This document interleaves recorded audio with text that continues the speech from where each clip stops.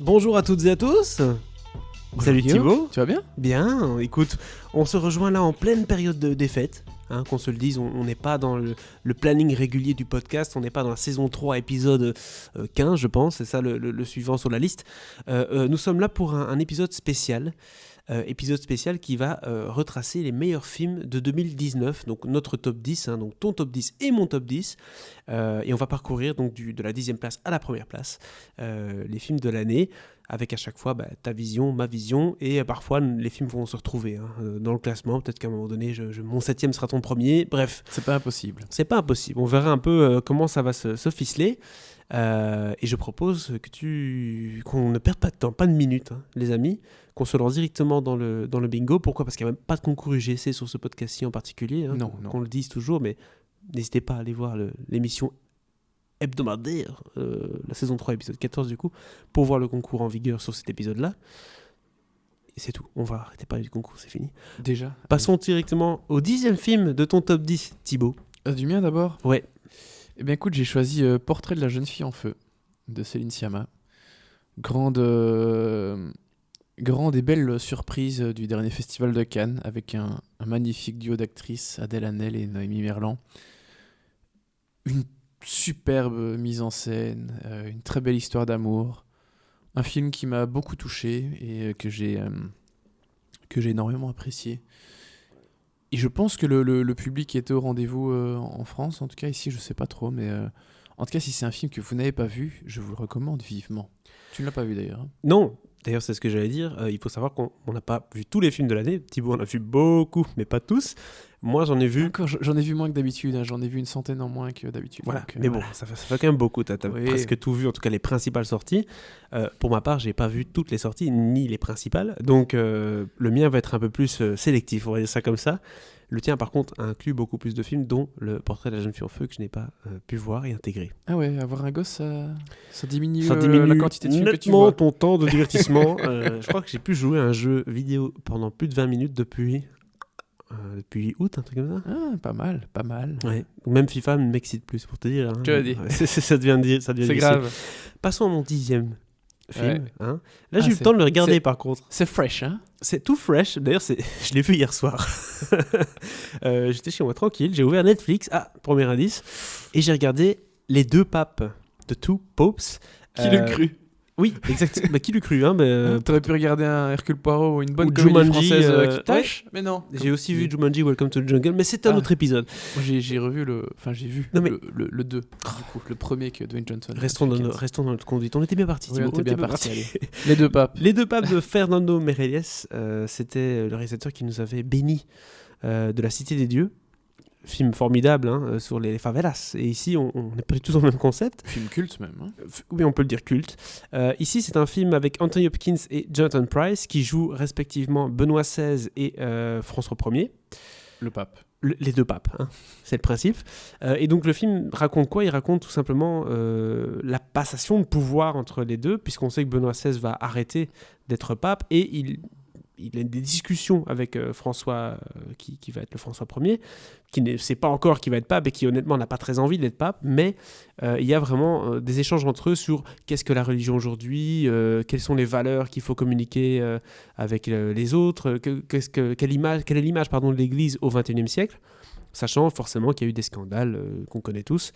Donc voilà, c'est un film super intéressant, avec un sujet riche, et une réalisation, je disais ça à Thibaut tantôt, assez impressionnante, parce qu'on pourrait s'attendre à quelque chose d'assez classique, assez basique, mais Fernando s'amuse à justement nous faire des cuts très rapides quand on est en Argentine par exemple, avec un ton tout à fait différent que quand on est en Italie, tranquille au Vatican.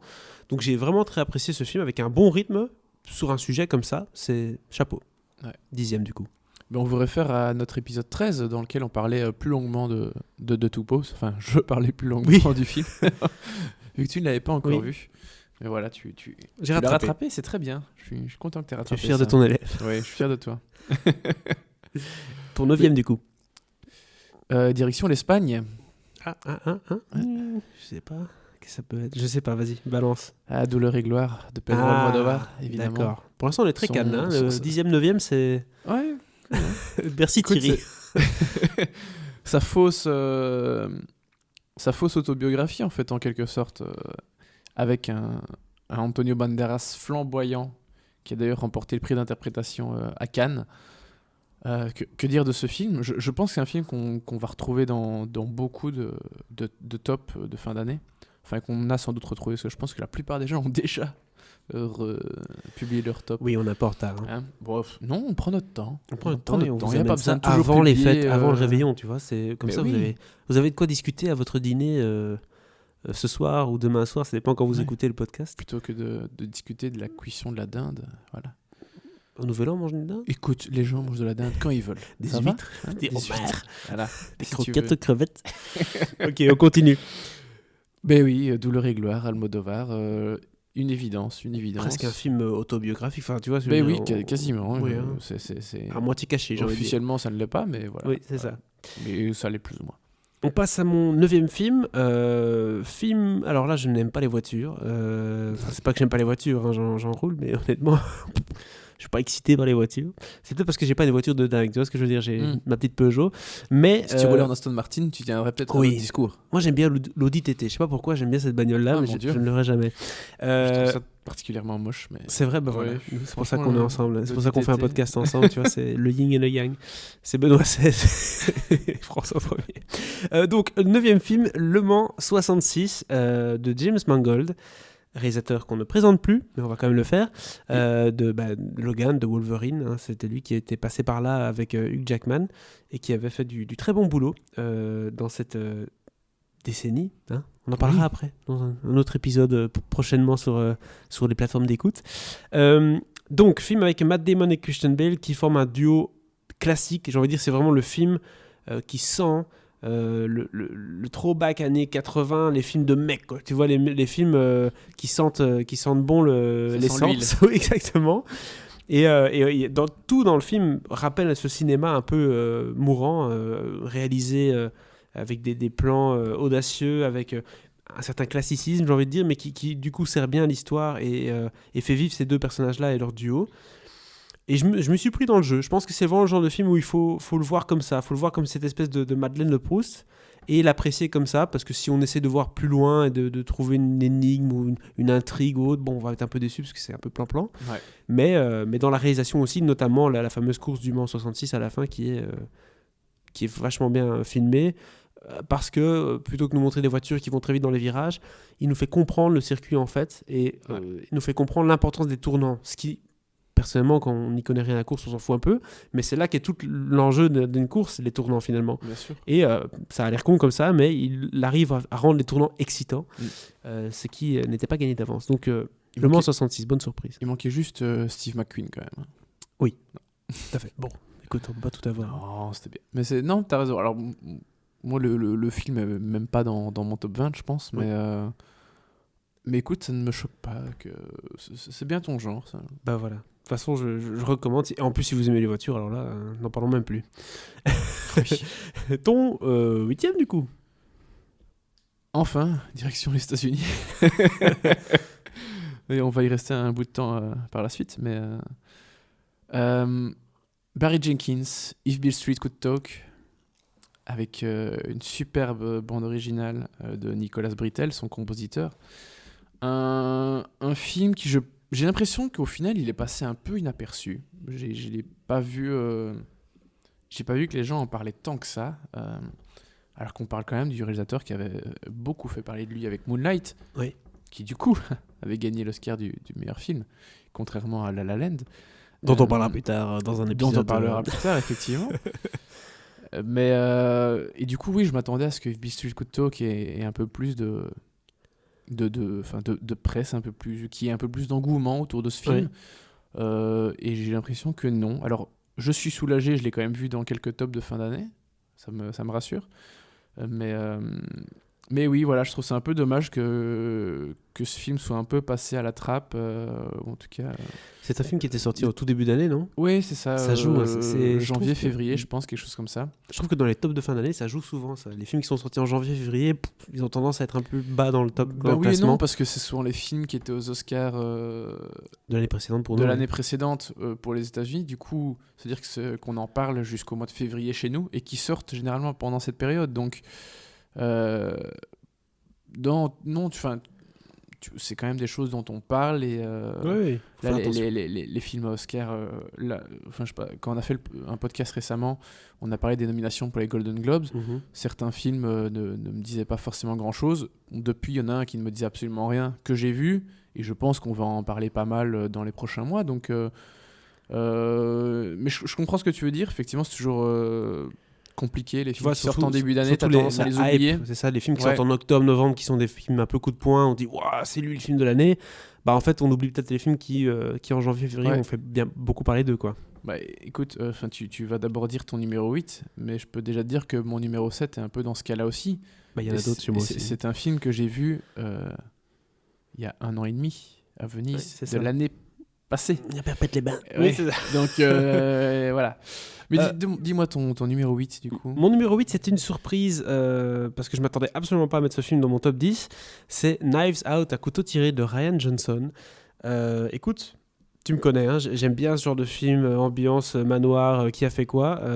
Et j'ai été servi, même au-delà de ça, puisqu'il s'est amusé à réinventer un peu le genre du whodunit avec beaucoup de jeux, on sent qu'ils ont kiffé à faire ce film en fait. Tu sens qu'il y a une espèce de on est là pour se marrer, quoi, arrêtez de me faire chier entre guillemets, hein. C'est vraiment ça. Et j'ai vraiment adoré cette sensation d'aller voir un film où on voit à l'écran on est là pour se marrer, quoi, et pas dans un espèce de délire d'univers partagé ou quoi. On est juste là, non, voilà, on est juste là pour rigoler entre nous avec Daniel Craig qui surjoue le truc à 600%, mais du coup ça donne très bien et ça donne vraiment, c'est le genre de film qui donne envie de bouffer du popcorn, être au cinéma et rigoler dans la salle avec tout le monde. C'est le genre de film pourquoi on va au cinéma, et donc pour moi c'était à couteau tiré, il est dedans. J'ai revu Logan Lucky après avoir vu Knives Out, parce que du coup forcément ce type de performance un peu over the top de Daniel Craig m'a rappelé ce personnage qui jouait dans Logan Lucky. Et Joe Bang, exactement. Je me rappelle, tu vois. Il avait affaire à deux frères des bras cassés. Notamment, oui, un bras cassé. Oui, c'est vrai, je pensais même plus. Et Adam Driver, qui jouait un ancien soldat qui a perdu sa main. Mais voilà, j'aime beaucoup quand Daniel Craig se laisse aller complètement. Complètement. En roue c'est toujours jouissif, même si effectivement tu sens qu'il surjoue et que. Mais c'est dans des films où c'est complètement approprié, du coup ça passe super bien. Et effectivement dans Knives Out, c'est un peu moins du surjeu, c'est juste que tu sais qu'il a pas cet accent de base, voilà. Et c'est ça qui peut perturber un peu, en tout cas qui donne un caractère un peu différent au film. C'est ça. Ce truc un peu, t'es pas dans la réalité, t'es dans autre chose, et du coup tu te prends complètement au jeu. Et ils se prennent pas trop au sérieux, et ça non, du tout. C'est très plaisant à voir dans des films. Aujourd'hui quand même, au cinéma, la plupart des films, c'est des films qui se prennent au sérieux, et donc là ça fait plaisir de voir un truc qui est totalement à l'inverse de ça. Donc Knives Out, 8ème. 7ème pour toi, Thibaut. Eh bien écoute, comme je le disais juste avant, c'est un film que j'ai vu il y a 1 an et demi à Venise, 2018 du coup. Yorgos Lanthimos, The Favourite, évidemment. Je me doutais bien qu'il allait sortir quelque part. Pour l'instant, on n'a pas du tout le même top, hein, mais c'est intéressant. Non, et on n'a pas encore de film en commun. Non, ça va s'attraper. Ils vont arriver, très vite. Ils vont arriver, et... oui, mais... Enfin, il n'y a plus besoin de parler de Lanthimos. Moi, je trouve que c'est un des réalisateurs de films de genre les plus intéressants. Et ce qui est génial, c'est que... En fait, tu mets pas ce gars dans la même catégorie que des réalisateurs comme Ari Aster, qui a fait Hérédité et Midsommar, ou Robert Eggers, qui a fait The Witch ou The Lighthouse. Tu vois, on n'est pas dans le film de genre, le film d'horreur pur, genre de choses. On est dans des choses plus délurées, plus... parfois plus légère ou plus surréaliste surtout, hein. Il y a surtout ça dans ces films. Ici, moins avec The Favourite, on a beaucoup moins tout ce côté surréaliste, on est dans quelque chose de beaucoup plus concret. Ouais. Et pour ceux qui ne connaissent pas le cinéma de Lanthimos, je pense que The Favourite est une bonne porte d'entrée, parce que justement, il y a moins ce côté complètement fou. Il y a un petit peu ça, à un moment il y a une scène de danse. T'as l'impression que les mecs dansent comme des breakdancers dans la rue, alors qu'on est il y a des siècles. D'accord. Donc, il aime bien quand ça dénote un peu. Il y a des petites touches qui dénotent, un petit peu comme Sofia Coppola l'avait fait dans Marie-Antoinette, par exemple. Mais voilà, il y a des petites choses qui dénotent, mais globalement, c'est une une excellente porte d'entrée au cinéma de Yorgos Lanthimos. Donc si vous ne connaissez pas son cinéma et vous voulez un peu découvrir son univers, commencez par The Favourite, même s'il y a moyen de commencer avec d'autres choses un peu encore meilleures, je trouve. Je préfère Mise à mort du cerf sacré et The Lobster largement à The Favourite. Ouais. Mais voilà, Lanthimos, excellent réalisateur, dont il faut voir les films. Bah oui, donc je vais devoir rattraper tout ça. Tu n'en as vu aucun? J'ai vu Lobster, mais j'ai pas vu Mise à mort de cerf sacré et j'ai pas vu Favorite. T'as pas vu, ouais. Et Canine, etc. Non, c'est le premier film. Non. C'est le premier film, attendez. Écoute, Canine, c'est excellent. Excellent, Canine. Mon 7e film, du coup, film d'avion, mais pour les bonnes raisons, parce que je l'ai vu dans l'avion. Alors que pourtant... Je déteste quand tu dis film d'avion. Bah oui, pour moi, film d'avion, c'est un peu comme roman de plage, tu vois, c'est le même concept. C'est ok, quoi, tu vois, c'est le truc que tu regardes, ok. Et donc, j'ai vu ça en avion en me disant, ça va être ok. Et ça se retrouve sur mon top 10, donc c'est quand même belle perf. Booksmart, film de Olivia Wilde. Pas n'importe qui, hein, donc une actrice qui a eu quand même... allez, j'ai l'impression qu'on l'a plus vue depuis un petit temps, mais année 2015, 2014, elle était dans pas mal de films, hein, on la voyait un peu partout. Oui. Je vais te dire directement que c'est mon numéro 6, donc comme ça voilà. on peut en parler. Boum, carrément. Plus, donc Booksmart, c'est vraiment le genre de film, vous lisez le synopsis, déjà c'est avec deux pratiquement inconnus à l'affiche, inconnus, je parle pour le grand public, hein, bien sûr, oui. Thibaut il me regarde déjà en mode tu ne connaissais pas Benny Feldstein? Non, Benny Feldstein n'est pas hyper connu, on l'a déjà vu parfois dans quelques trucs. Et Caitlin Dever. Caitlin Dever encore moins. Voilà. Mais pour ceux qui ne le savent pas, Benny Feldstein est la sœur de Jonah Hill. Oui, elle a un petit air d'ailleurs. Maintenant que tu me l'as dit après, tu regardes son visage, tu te dis ah oui, un petit peu quand même. Il y a un peu de Jonah là-bas. Soit. Et donc... pour petite précision aussi avant de rentrer dans les détails, Booksmart, il est sorti dans nos salles en Belgique, mais à l'international, en tout cas dans beaucoup de pays, dont la France, c'est un film Netflix. C'est un film Netflix. Hein, donc c'est un film Netflix pour beaucoup de pays, sauf chez nous. Donc Booksmart, de quoi ça parle? Je disais, le CM6 c'est un peu cliché. C'est deux filles qui sont en terminale et qui sont un peu des booksmart, hein, donc des intellotes, qui n'ont pas fait grand-chose à part fait des concours de maths. J'avais jamais entendu cette contraction féminine de intello. Des intellotes. Des intellotes, écoute, c'est moi qui invente le dictionnaire. J'aime bien. Le Guillaume illustré. Donc des intellotes qui terminent leurs années lycée, mais elles se rendent compte que en fait, elles auraient peut-être pu s'amuser un peu plus. Hein, fermer leur bouquin en 2 minutes et faire des conneries. Et donc elle décide de combiner tout ça en une seule soirée, donc c'est-à-dire pratiquement la dernière, et essayer de trouver un mec, faire tous les trucs classiques qu'on fait au lycée, mais combiner ça en une soirée, et ça part vite en sucette. Mais c'est pas genre American Pie, parce qu'on se dit ça va être un truc à l'American Pie, vas-y, bois dans ma bière, dans ma chaussette. Non, tu vois, c'est pas ça. Il y a en fait c'est une subtilité, cette espèce de nostalgie un peu poétique sur la fin en fait d'une ère. Et sur peut-être le changement de leur amitié, parce que voilà, ils vont passer à autre chose. Est-ce que ce qu'ils ont vécu va encore être là demain? Et donc en fait, tu te rends compte au fur et à mesure du film, en fait, il y a des sujets beaucoup plus puissants dans ce film que juste deux filles qui s'amusent. Mais c'est un coming of age, mais assez profond. Tout à fait. Et on m'attendait pas à ça, et je me suis pris une petite claque dans l'avion, et je me suis dit, ok, ça c'est sur ma liste, donc voilà, je sais pas, t'en parleras juste après, parce que maintenant c'est à ton tour. Je suis assez d'accord avec ce que tu viens de dire. J'étais un peu frustré d'ailleurs de ne pas en avoir parlé dans le podcast, parce que on avait décidé d'écourter un petit peu la saison 2 dû à nos emplois du temps qui étaient fort chargés. Bébé et Cannes, c'était un peu chaud là. Il est sorti fin juin, je pense, le 23 juin, quelque chose comme ça. Du coup, on n'en avait pas parlé, mais alors, je m'attendais clairement pas à ça. Hein. J'avais vaguement entendu qu'il avait eu de bons échos aux États-Unis. C'était Olivia Wilde qui réalise en plus. Le nombre de films qui ont des bons échos aux États-Unis, ça veut pas dire grand-chose.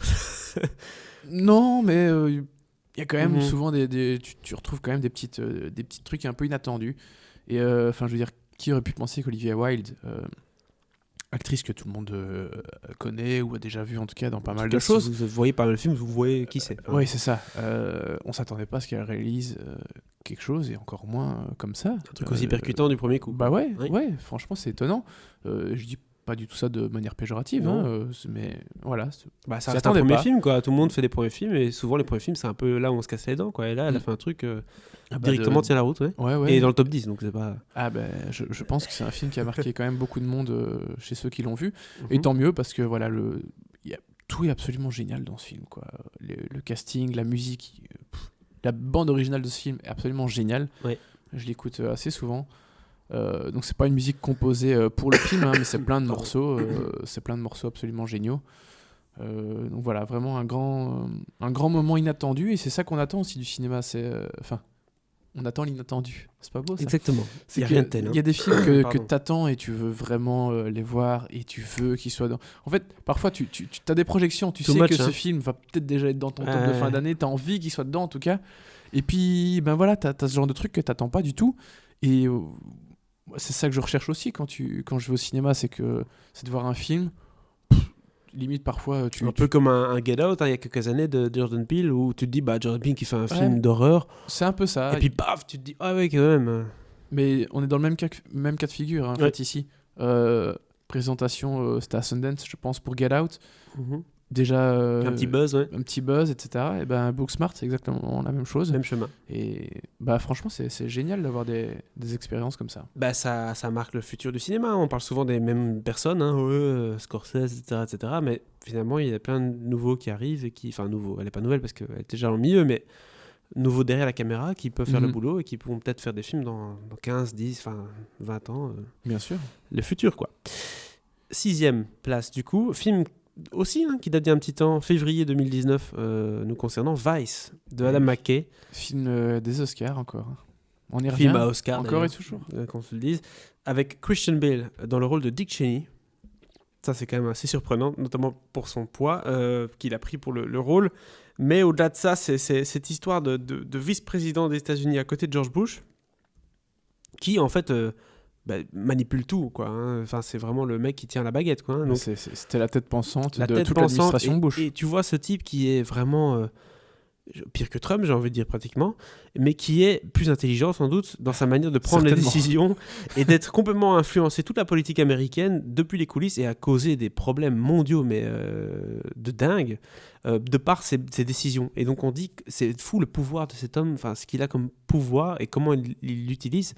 Donc c'est un film super intéressant pour ça, avec l'humour d'Adam McKay, la grinta d'Adam McKay qui aime bien le rythme, aime bien quand ça pète, avec un Steve Carell qui est là aussi jouissif, Amy Adams qui joue notamment, je pense que c'est sa femme si je ne me trompe pas. Oui, la femme, qui est tout aussi un peu maléfique que lui, en tout cas elle est là, allez chérie, vas-y, va plus loin, enfin tu vois vraiment cette espèce de couple, power couple comme on dit. Donc voilà, vraiment un film fascinant sur un sujet qui de nouveau n'est pas facile, mais qui, par la réalisation de Adam McKay, un peu comme les deux papes, hein, rend quelque chose de tout à fait rythmé et de plaisant. Et puis forcément Christian Bale, bah, voilà, sa plus grosse perf de l'année. Il est très bon dans Le Mans 66, mais c'est pas comparable avec Vice. T'as quand même 2 films avec Christian Bale. Oui, dans je ton t'avoue top que c'est 10. pas fait exprès parce que j'aime bien Christian Bale, mais pas au beau. point de dire c'est mon meilleur acteur de la décennie ou quoi que ce soit. N'est-ce pas? On en reparlera peut-être. Mais écoute, oui. Je pense que c'est un bon choix, Vice. Je pense qu'il est dans mon top 20 plutôt que dans mon top 10. T'as vu plus de films aussi? Oui, bon, c'est pas... peu importe. Mais non, c'est plutôt un bon choix. Ok. On passe au top 5, du coup. 5e. Petite page publicitaire peut-être d'abord. Refill. Ok. Non, mais tu peux remplir nos verres. Oui, bah voilà, cet épisode est sponsorisé par... Non, je vais pas dire le nom de la marque. On se déguste une petite coupe, là, c'est la fin d'année. De Cava. Voilà. Mesdames et messieurs, oui, on n'a pas encore le budget pour le champagne, mais ça va venir, vous inquiétez pas. Est-ce que t'entends les bulles? Oui, on entend très bien les bulles. D'ailleurs, si vous êtes chez vous tranquillement, faites-vous plaisir. Donc, 5e film. Une petite bière. C'est ça. Petite pinch. De notre part. Entre potes, c'est... Bref. C'est masse. Mais bon. Mais oui, mais écoute, tu me lances sur les slogans, ouais, mais vrai, moi je suis parti. Hein. C'est vrai, c'est de ma faute. Numéro 5, je pense que c'est un film qu'on attendait d'abord, non je vais un peu exagérer, mais d'abord en 2018 et puis en 2019 et puis en 2020. Enfin ça, c'est surtout ça pour le précédent de ce réalisateur. Non. Mais non, Scorsese, Irishman. The Irishman, tout à fait. Oui. Écoute, Dieu sait qu'on l'attendait ce film. J'étais très frustré de ne pas l'avoir à Venise. Oui, hein, c'était pressenti. Hein, mais écoute, le Festival de New York a fait un joli coup en ayant ce film très new-yorkais, très Scorsese en première mondiale chez eux. C'est le bon endroit peut-être. Donc c'est bien de savoir qu'il se passe encore ce genre de choses. Et bah oui, écoute, j'attendais évidemment avec beaucoup d'impatience The Irishman, je m'attendais peut-être pas à autant l'aimer. Parce que je savais vaguement de quoi ça parlait, que ça allait parler de la vie d'un gars, de sa jeunesse à sa vieillesse. Bah, du coup, c'est toujours des projets un peu casse-gueule, mais t'as toujours ce côté, c'est Scorsese, c'est un casting de fou, De Niro, Joe Pesci, Harvey Keitel, Al Pacino, bon, ça a quand même plus que de la gueule. T'as aussi ce côté, Scorsese qui va parler de gangsters, de mafia, c'est ce qui fait le mieux presque. Oui. Donc, ça c'est sûr. Donc t'as quand même beaucoup d'attrait à ce film. Puis t'as Rodrigo Prieto aussi, son chef opérateur que j'aime beaucoup. Donc voilà, il y a pas mal de choses qui étaient faites, qui étaient présentes pour que je puisse aimer ce genre de film. Mais voilà, t'as des petits trucs qui te disent bah tiens, peut-être que ça pue un peu ou ça va être un peu casse-gueule. On a parlé du de-aging en long et en large, donc c'est le genre de choses qui peuvent pas te frustrer, mais voilà. Ouais, c'est ça. Ça peut faire un film ou ça peut le casser, quoi. Ouais, c'est ça. Et donc, je partais quand même confiant, mais je m'attendais pas à ça. Franchement, Écoute. c'est du grand Scorsese, vraiment. Je l'ai pas revu. Il faudrait que je le revoie. Mais j'ai très, très envie de le revoir parce que je pense qu'en une vision, tu peux pas tout capter. Non. C'est pas un film très compliqué, hein, mais je pense qu'il y a moyen de vraiment l'analyser en profondeur en le revoyant plusieurs fois parce qu'il y a vraiment beaucoup de choses dedans. Et du coup, voilà, merci Martine, quoi. Enfin, merci Marty. Bah oui, Marty. Donc, The Irishman, c'est ton 5e. Mon 5e à moi, c'est Green Book, sur les routes du Sud. C'est le titre en français. Ouais. Alors. Ben, écoute, avant que tu donnes ton avis sur le film, je vais te dire que c'est un film, quand je l'ai vu, j'ai adoré, vraiment. Et au fur et à mesure, c'est ça ? Et puis, oui, un petit peu. D'accord. Pas, je pense que si je revoyais le film maintenant, je l'aimerais toujours autant, ouais. tu vois. Mais c'est pas un film qui m'est resté.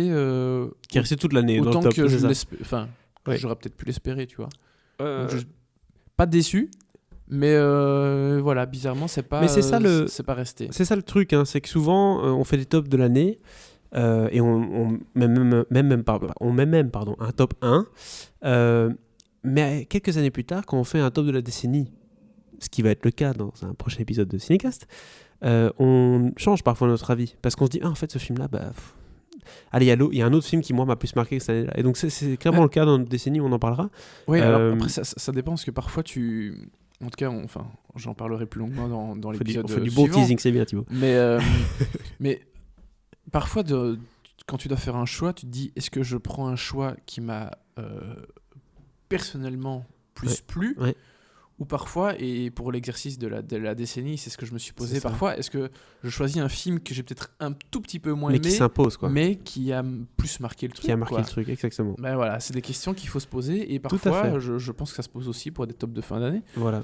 Parce que parfois, ton émotion ou tes sentiments que tu as en début d'année, tu les retrouves peut-être plus enfin. Et puis ça reste un sentiment personnel aussi. Moi, dans ce cas-ci, par exemple, Green Book, c'est Peter Farrelly qui a fait le film.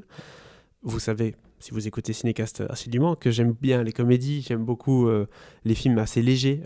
Et donc, du coup, je suis servi ici parce qu'on a un drame qui est, avec cette note d'humour, avec ce côté un peu envolé, avec ce personnage de Tony Lip qui est vraiment abusé, dans le sens où il est too much.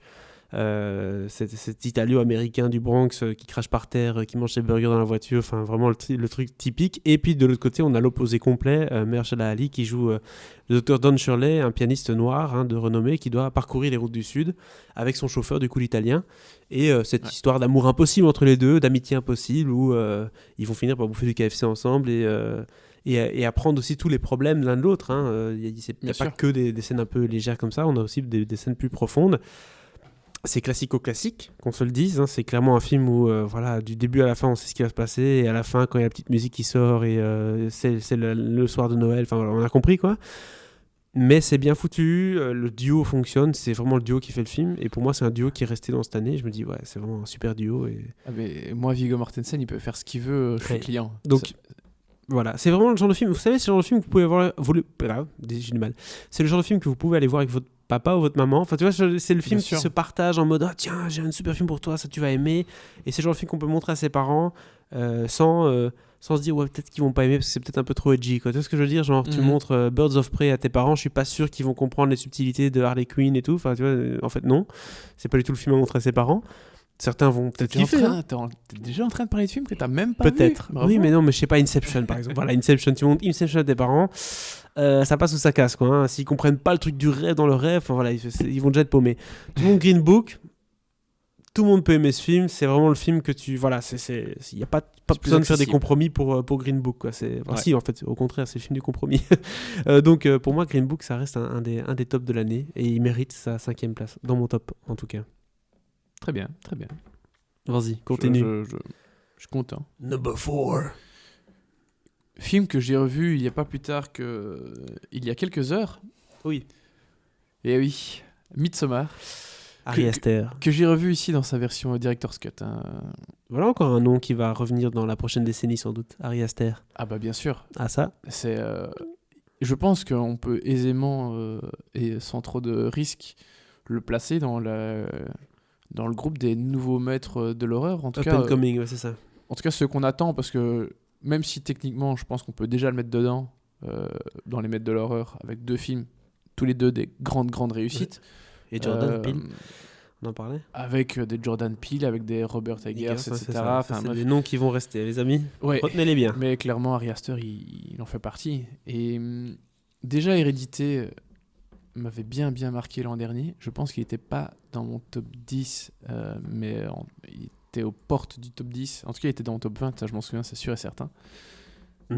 Et là, Midsommar... Déjà, alors il y avait 2 raisons principales pour lesquelles j'avais envie de voir j'attendais le film. Ari Aster, évidemment. Et Florence Pugh, actrice principale du film. Florence Pugh.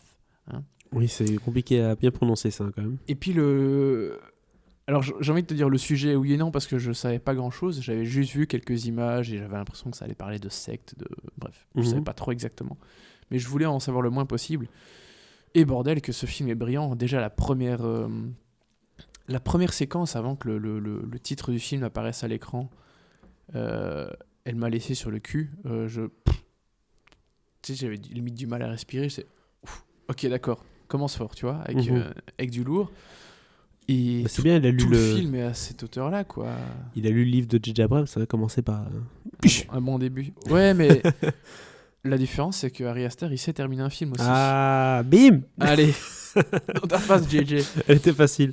Oui, enfin, en même temps, même JJ dit qu'il sait pas terminer un film, donc... Oui, je pense que c'est assez clair quand on voit sa filmo et ses séries, c'est pas son fort, voilà.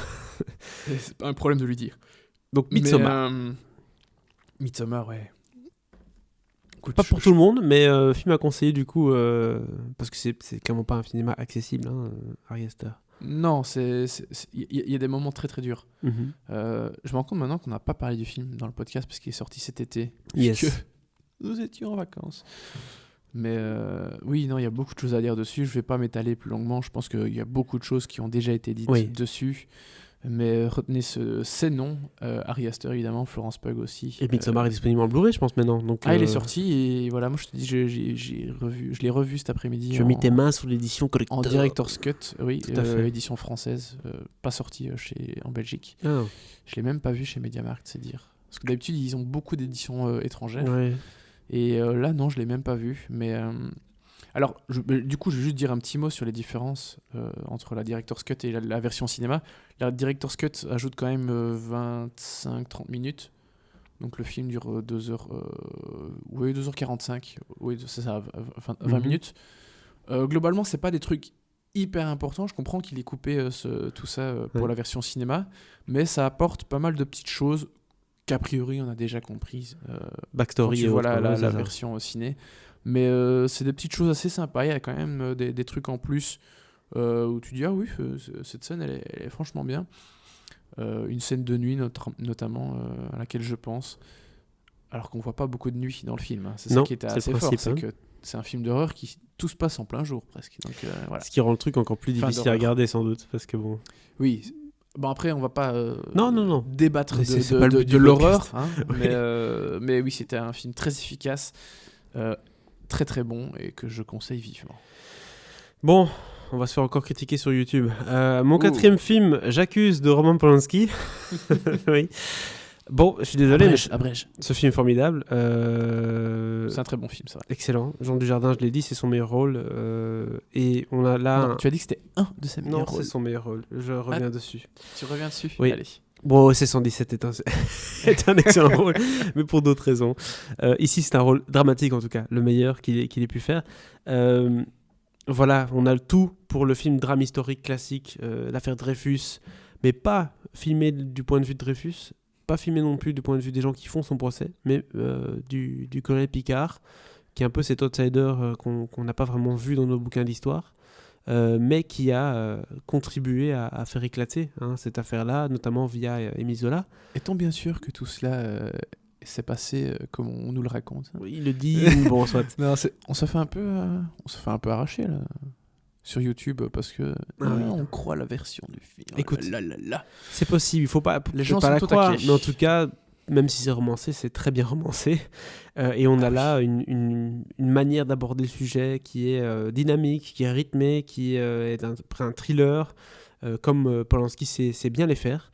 Et donc voilà, j'ai été assez impressionné par ce film quand on l'a vu à Venise, et je ne cesse de le recommander depuis, malgré toute la polémique qu'on peut bien sûr avoir autour du film et l'a priori qu'on peut avoir sur est-ce qu'il faut voir ce film, oui, non, dissocier l'œuvre de l'auteur. C'est toujours, à chaque fois que je parle de ce film à quelqu'un, il dit oh, alors si la personne a plus de 40 ans, en général elle dit bah attends, l'artiste et l'œuvre c'est pas la même chose, hein. Voilà, donc ça c'est en général. Et puis s'il a moins de 40 ans, un mouvement MeToo, etc., c'est plutôt comment tu peux voir un film de Polanski et comment tu peux l'aimer.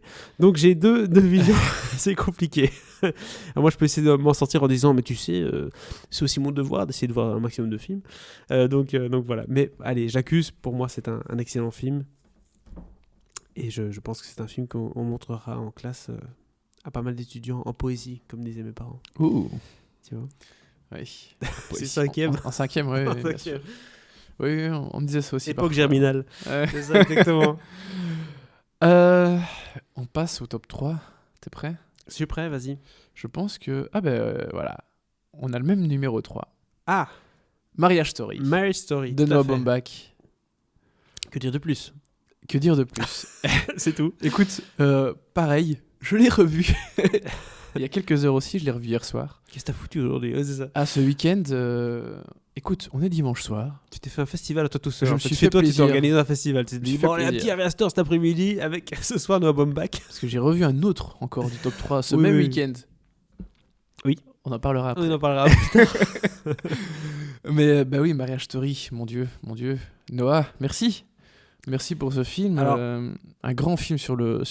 Alors, ça Sur le divorce. oui, Ça sur le aussi, c'est divorce. difficile à pitcher. Hein, parce Ouais. que quand les gens disent tiens, t'as vu quoi récemment au cinéma? Parce que c'est souvent la question qu'on pose quand on est un peu actif dans la sphère cinéma, n'est-ce pas? C'est ouais, t'as vu quoi? Et moi je dis oh oui, Marriage Story, c'est sur Netflix en plus, tu peux le voir facilement. J'ai adoré et tout. Ah, ça parle de quoi? Alors, c'est 2h20, c'est l'histoire d'un divorce. Et là, en général, directement, les gens font ah non, Ah. mais je vais plutôt aller voir, je sais pas moi, Ouais. un autre film. Et donc, du coup, difficile à pitcher, mais ô combien important et intéressant ce film. On est quand même dans une génération de divorce quand tu sais qu'un couple sur 3 divorce aujourd'hui. Et puis même, au-delà du divorce, ça parle de la difficulté d'un couple qui évolue, qui change, et les besoins de s'écouter, d'écouter les besoins de l'autre, et de comprendre les besoins de l'autre, l'empathie dans un couple. C'est ça le film, tout simplement. Et c'est tellement bien fait, tellement bien écrit, joué. Adam Driver et Scarlett Johansson qui s'envoient des trucs. Et quelques scènes mémorables. Hein. Je pense à la scène de la dispute dans l'appartement à la fin, qui est Ah, il y a la scène où ils chantent Écoute, aussi. en revoyant le film là hier soir, je me disais cette scène elle arrive si tôt dans le film Oui. parce que je me souvenais tellement de scènes du film et j'avais l'impression qu'elles étaient plus vers la fin pour la Mhm. plupart. En fait non, j'avais l'impression que j'avais encore toutes les scènes ou presque Oui. parfaitement claires dans étaient fortes. mon esprit. Et oui, mais des scènes fortes, il y en a tellement. Effectivement, c'est ce que- la dispute dans l'appartement, quand Adam Driver, le personnage d'Adam Driver chante, la scène du procès, mais même en fait, il y a plein de scènes avec les avocats qui sont absolument géniales aussi. Enfin bref, il y a plein de choses. La scène de l'espèce d'assistante Enfin, celle qui vient contrôler pour aller donner son avis sur La garde l'issue de du l'enfant, divorce, sur la garde de l'enfant, effectivement. Toute cette scène-là, elle est géniale. Enfin bref, il y a tellement de scènes qui sont superbes Et de l'humour. géniales. Faut le dire. Énormément d'humour, énormément de poésie, d'émotion, notamment dans cette première scène du film où chacun décrit l'autre, enfin décrit ce qu'ils aiment et les petites choses qui l'amusent chez l'autre. Enfin bref, il y a tellement de choses. Mais c'est vraiment un grand film, un très grand film. Très grand film. D'ailleurs, ça m'étonne pas que dans quelques années, quand on fait un top de la décennie ou quoi, on revienne dessus en disant tiens, en fait, en 2019, je sais pas si c'était lui. Ouais. C'est possible que ça change. On verra. Mais en tout cas, Marriage Story, on ne peut que le recommander. Je réfléchissais à la question il y a quelques jours. Je pense que des films sur le divorce, c'est un des meilleurs. Avec évidemment Kramer contre Kramer. Oui, on le compare tous à ça. Je pensais aussi à L'économie du couple de Joachim Lafosse qui avait fait quelque chose de fort différent, qui était très très réussi. Voilà, moi je pense que Marriage Story c'est un film qui va rester en tout cas dans les esprits. Et puis en termes de performance d'acteur, je pense que c'est une référence pure et dure. Bien sûr. Si vous aimez voir des acteurs qui jouent dans un film, où vous dites tiens, il n'y a pas que l'artifice de la caméra, il n'y a pas que les effets spéciaux, quoi. Non, on est vraiment dans purement presque du théâtre filmé, mais bien filmé. Marriage Story est pour vous, dans ce cas-ci. Deuxième film. Est-ce que moi d'abord ou... Ah oui, là on a un problème, du coup ça se mixe, non, c'est ça en fait, on n'a pas le même. On a les mêmes numéro 1 et numéro 2, mais pas dans le même ordre. Ah d'accord. Évidemment. Bon. Mais j'ai revu un des deux hier aussi. Et j'avais tendance à vouloir inverser en fait. Et donc à mettre le même ordre que toi. Tu sais pourquoi il faut mettre le même ordre que moi ? Je vais carrément te convaincre. Donc, mon deuxième film est le Joker. Et voilà, très simple. Qui était donc... Pourquoi, pour l'instant, je suis mon pourquoi numéro Joker est 2 chez moi et pas premier chez moi ? Parce qu'il est premier dans beaucoup de tops, qu'on se le dise tout de suite. Même notre ami Hugues Dailly, pour citer un ami confrère. Ah, je n'ai pas vu son top. C'est son numéro 1. Donc, Joker, pourquoi il est numéro 2 chez moi ? Alors attention, Joker, coup de poing, film fantastique, film sans doute qui définit une génération. Inattendu aussi, faut le dire. Qui retravaille le comic book movie pour en faire un film dramatique, un peu le Taxi Driver d'aujourd'hui.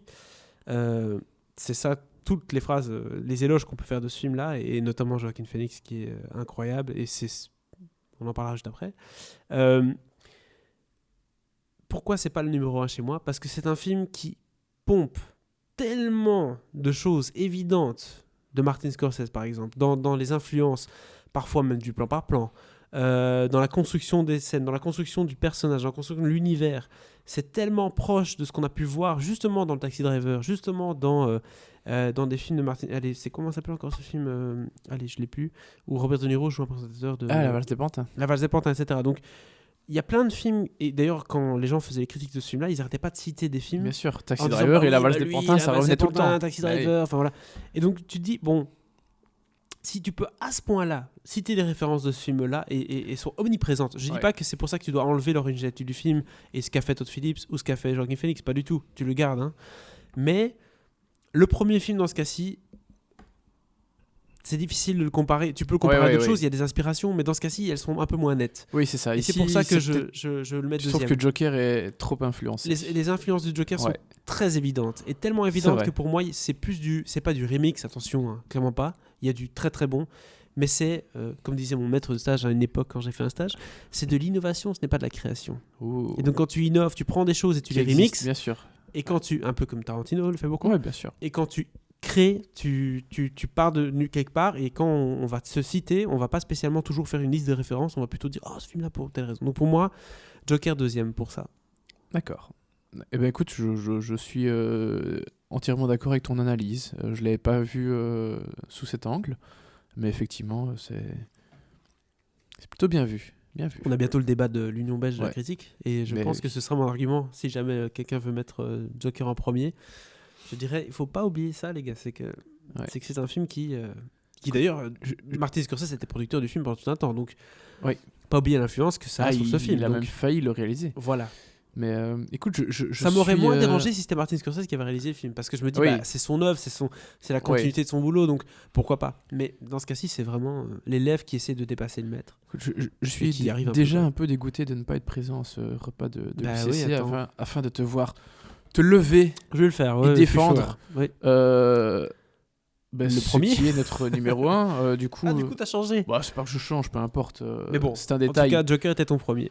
Mais oui, Joker était mon premier. Mais les deux sont tellement bons que mais tu peux les changer. comme je te disais, après avoir revu ce film-ci, que je n'avais pas vu depuis Cannes, Ouais, encore un film. je voulais le revoir depuis des mois, et puis hier, tiens, je regardais un peu, je me suis dit, tiens, je vais aller au ciné ce week-end, j'ai un peu de temps, qu'est-ce que je vais aller voir? Et puis j'ai vu qu'il repassait, enfin qu'il était toujours en salle, c'est pas qu'il repassait, mais il est toujours en salle, il est sorti donc en début septembre chez nous, il est toujours en salle, et c'était complet hier soir, hein. Donc vous étiez nombreux hier au Il a Palace. bien marché aussi en France, hein, incroyable, hein, Ouais. les chiffres. Ah bah oui. On parle bien sûr de Parasite, de Bong Joon-ho, La Palme d'Or. la Palme d'Or. Donc déjà, félicitations Thierry Frémaux d'avoir chopé le film de l'année à Cannes.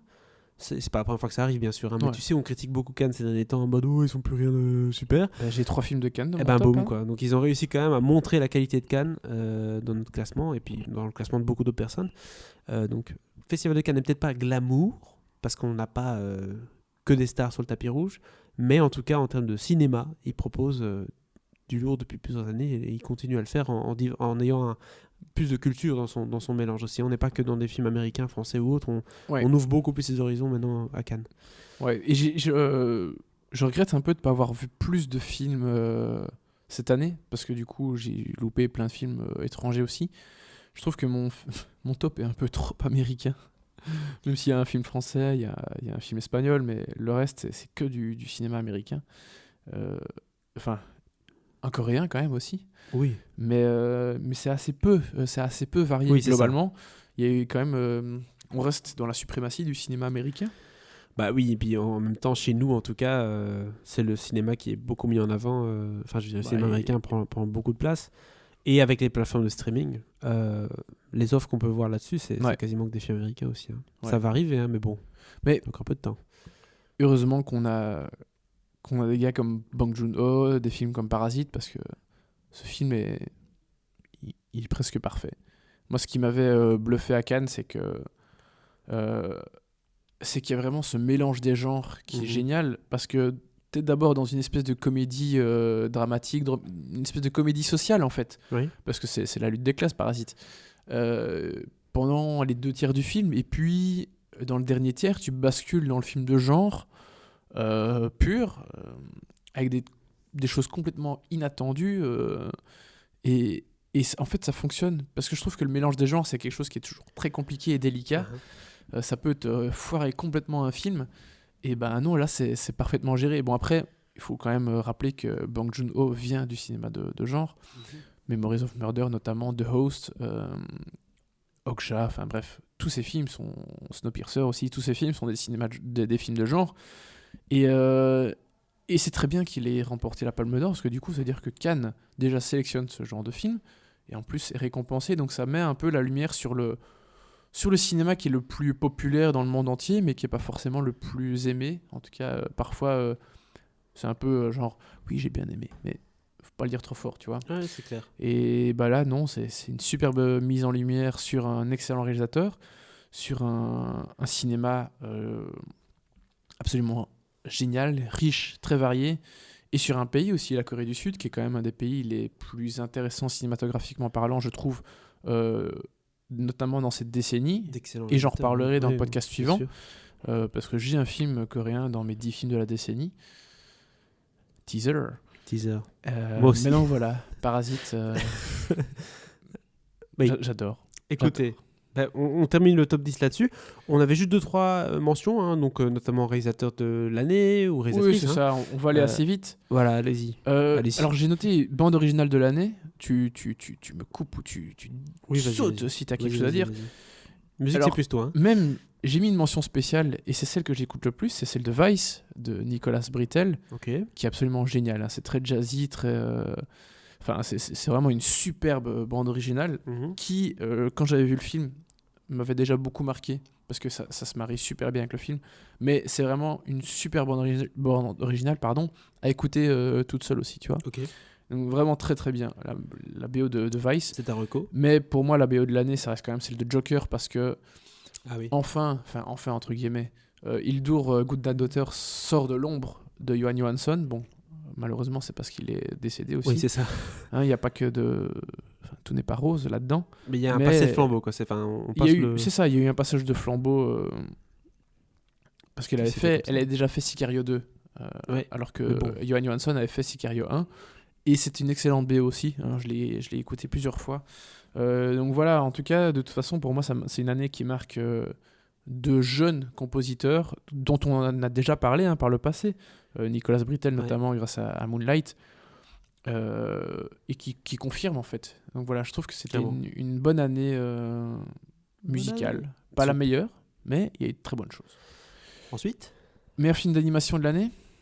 ça vas-y, j'ai quasiment rien vu. Mention spéciale à J'ai perdu mon corps. Oui. Film français. J'ai failli dire Animation. non, j'ai perdu ma main, mais c'est J'ai perdu mon C'est corps. l'inverse. Ouais. Film d'animation français. C'est du cinéma européen. Il y a quelque chose de très différent par rapport à ce qu'on a l'habitude de voir, dont notamment pour moi le film d'animation de l'année, mais qui est Dragon 3. Ok, décidément. Mais Vous savez quoi offrir à Thibaut, hein, si vous voyez un petit box set avec les 3 films Dragon. Oui, je ne l'ai pas. Allez-y. Bah voilà. Faites péter. Donc voilà, oui, deux films complètement différents, mais je pense que chacun a marqué l'année de son empreinte. Peut-être même que J'ai perdu mon corps a plus marqué que les autres. Ok. Mais voilà, ça me semblait important de parler des deux films en tout cas. Ensuite, Alors, on a l'actrice de l'année, mais je pense qu'on ne s'est toujours pas décidé qui était l'actrice de l'année. non, on a du mal, Et c'est vrai. c'est une vraie question.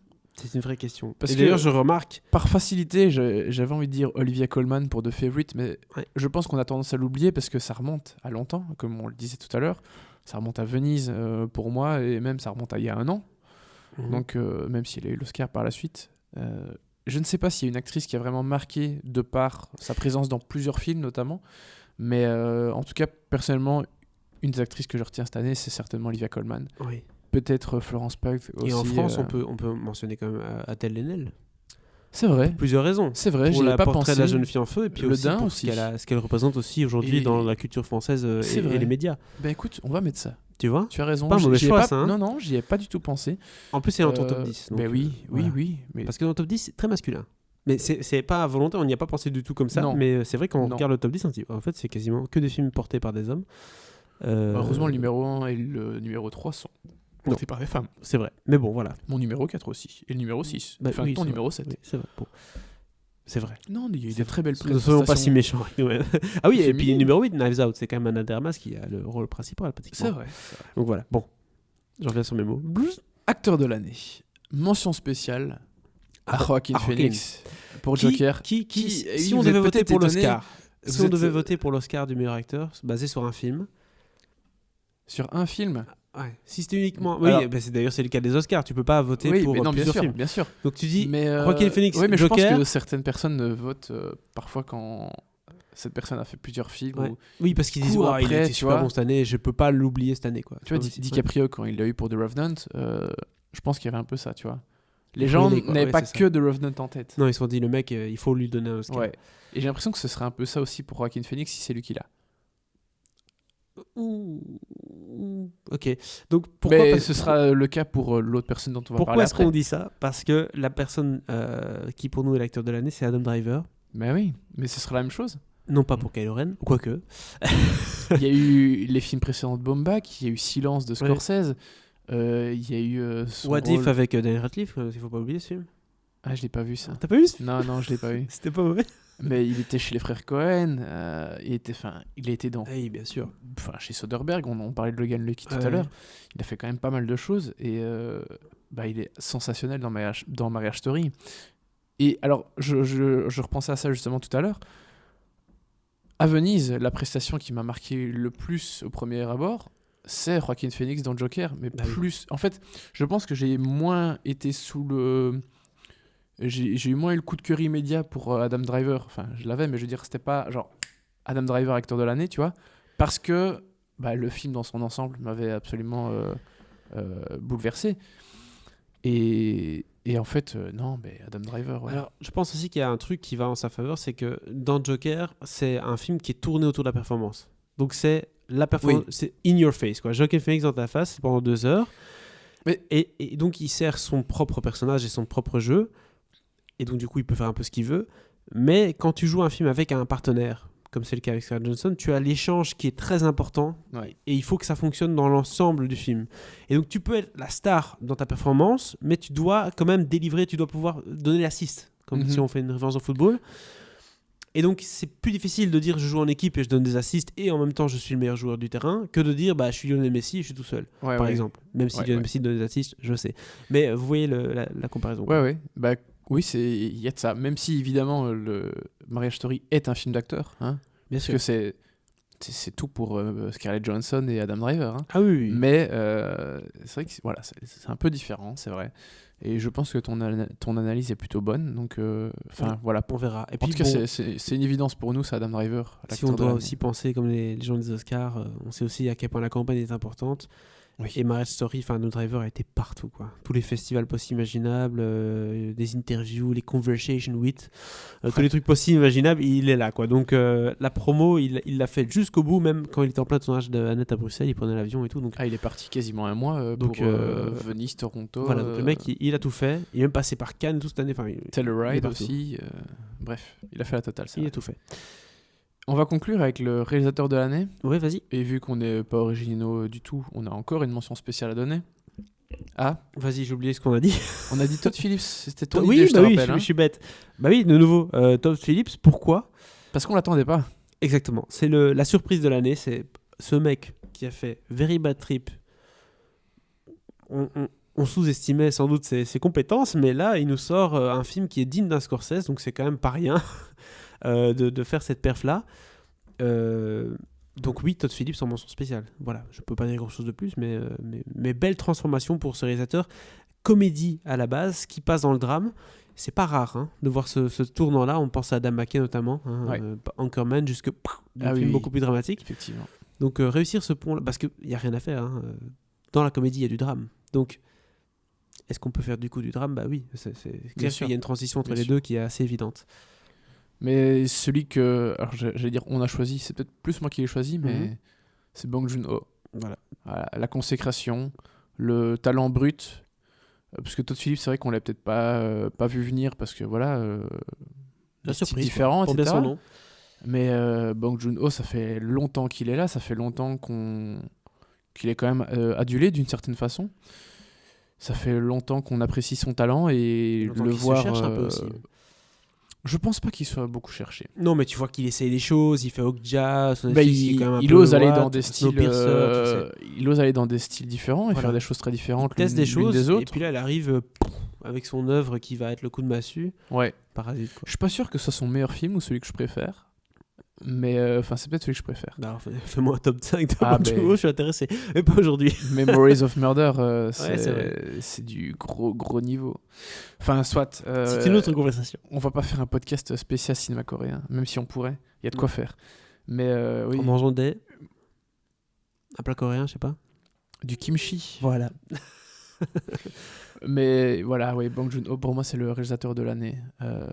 Il y avait peut-être moins d'évidence cette année que d'autres. Tu sais, où par exemple, l'an dernier, Cuarón direct, Ouais. Iñárritu, Del Toro, enfin, il y a eu les Mexicains beaucoup. Mais là, oui, cette année, pour moi, c'est Bong Joon-ho. Voilà. Très bien, c'est sur cette dernière note qu'on termine le podcast. En Oui. tout cas, ce podcast-ci, notre top 10 de l'année 2019. Mélangé, hein. Vous pouvez faire la liste ensemble et vous dites, ok, voilà tous les films qui sont recommandés. Mais donc, si vous ne savez pas quoi regarder maintenant, vous tapez le top 10 et vous allez pouvoir vous faire plaisir chez vous ou au cinéma, puisque pas mal de ces films-là sont encore en salle. On se retrouve très très bientôt pour les films de la décennie. Attention, gros épisode là, où on va parler de 2010 jusqu'à 2019 et on doit choisir un seul film par an. Autant vous dire que c'est très compliqué. Il y a eu beaucoup d'hésitations dans le classement, donc on en parlera très bientôt sur le podcast. À bientôt. Des bisous. Ciao, ciao.